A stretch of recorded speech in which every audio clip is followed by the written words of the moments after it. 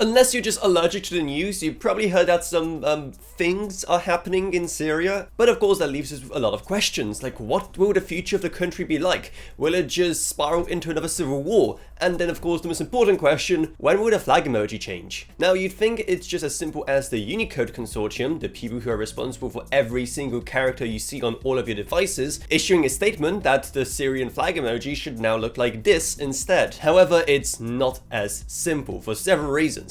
Firstly, they pretty much only issue recommendations once a year, and for this year it happened in September, so we'd have to wait quite a long time for an update on that.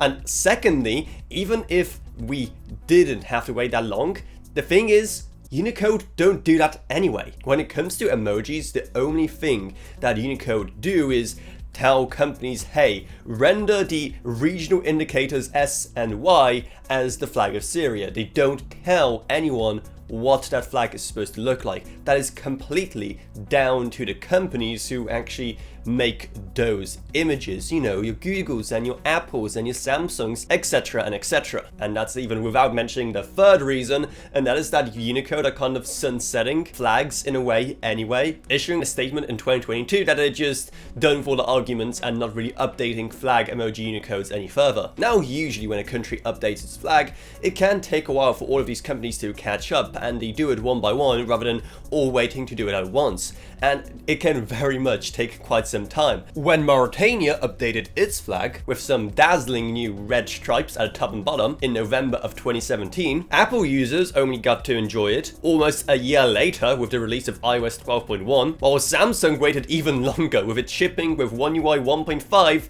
in August of 2019. So as you've already gathered, the companies usually just wait for a major software update on their end, which is where they usually do any kind of UI changes or updates to the fonts and of course the emoji design. While the change in the Mauritania flag is pretty inoffensive and doesn't really mean much if you see the old or new version, when it comes to such a hot topic issue, then all of a sudden it does matter a lot. If you post something online with this flag, if someone else sees a different version than you, then that message will all of a sudden have a completely different meaning. And that is why it's kind of important for these companies to update all at once so that kind of confusion can be avoided.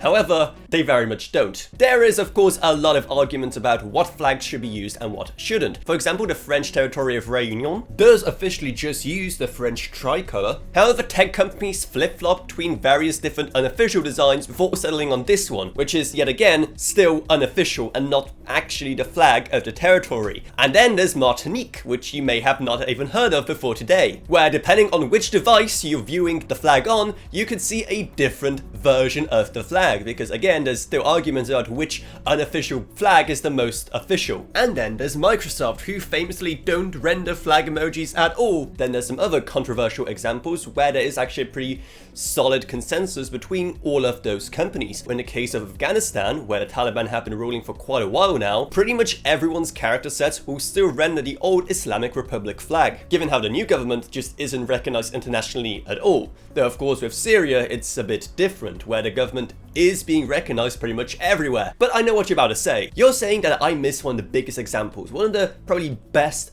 case studies possible for how all of these big players are going to handle the change in regime from a dictatorship to a more supported democratic government. And there's of course a change to Libya's new flag after the events in 2011 and Gaddafi's makeshift colonoscopy. And yeah, I agree, that would be a fantastic case study if it happened. But fun fact, no, there was no Libyan flag emoji in 2011. Keep in mind, even though it feels like we use them for so much of our life and they're pretty much everywhere on the internet now, they're a pretty new thing, relatively speaking. Sure, while companies like Apple had some flag support, as early as 2008, they just had an arbitrary list of 10 countries dubbed the most important, and then Italy for some reason. And while some Japanese tech firms had flags as early as the 1990s, they once again worked with an extremely limited list. Again, it is definitely in the best interest of literally everyone that all of these companies put aside their differences and work together to introduce this new design at once to avoid any confusion. We all know that That's just too perfect to happen in a flawed world. But what do you think this process is going to look like in the end? Let me know down in the comments below, and please don't turn the comment section into a political hellscape. But to make me feel better about all of the comments that I'm about to get, maybe check out our Patreon, because even a single $1 a month truly goes a long way. Plus huge thanks to Gavin Burns, Justin Rage, Ella Ronyak, Bartosz Voka, Patrick Harrison, Not a Pseudonym, Meg Sumner, Shane Allcroft, and Level Up. But anyway, that's all it's. I hope you enjoyed this video. If you did, then remember to subscribe, like, whatever, and I'll see you all in whatever I make next. Goodbye everyone. Goodbye.